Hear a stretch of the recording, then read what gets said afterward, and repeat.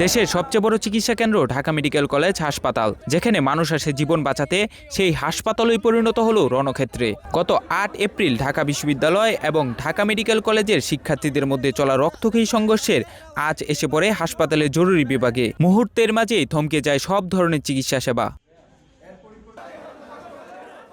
এদিকে ঢাকা বিশ্ববিদ্যালয় এবং মেডিকেল কলেজ শিক্ষার্থীদের এই সংঘর্ষের কারণ নিয়ে এখনও রয়েছে ধোঁয়াশা। তবে এর রেশ ধরে হাসপাতাল চত্বরে যে ভীতিকর পরিবেশ তৈরি হয়েছে, তাতে সাধারণ মানুষের মধ্যে কাজ করছে চরম আতঙ্ক। দেশের সেরা দুই প্রতিষ্ঠানের মেধাবী শিক্ষার্থীদের এমন মুখোমুখি অবস্থান জনমনে জন্ম দিচ্ছে নানা প্রশ্ন। এই সংঘর্ষের ঘটনায় কড়া প্রতিবাদ জানিয়েছে ঢাকা মেডিকেল কলেজ হাসপাতালের ইন্টার্ন ডক্টর সোসাইটি।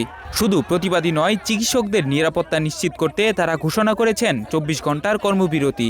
তাদের দাবি, এই ঘটনা শুধু চিকিৎসকদের উপর হামলা নয়, বরং দেশের সমগ্র স্বাস্থ্যসেবা ব্যবস্থার জন্যই এক মারাত্মক হুমকি।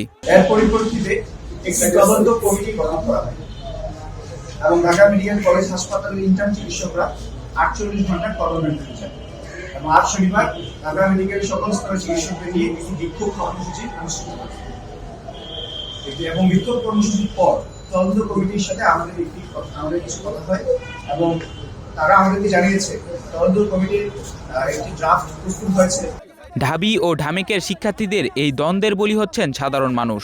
জরুরি বিভাগে এসেও চিকিৎসা না পেয়ে ফিরে যেতে হচ্ছে অনেককে। এখন দেখার বিষয়, প্রশাসন কি দ্রুত এই সংকটের সমাধান করে হাসপাতালে স্বাভাবিক চিকিৎসা সেবা ফিরিয়ে আনতে পারবে, নাকি দেশজুড়ে চিকিৎসা ব্যবস্থা আরও বড় কোনো বিপর্যয়ের মুখে পড়বে। ফারাদি মাহিন, নাগরিক প্রতিদিন, ঢাকা।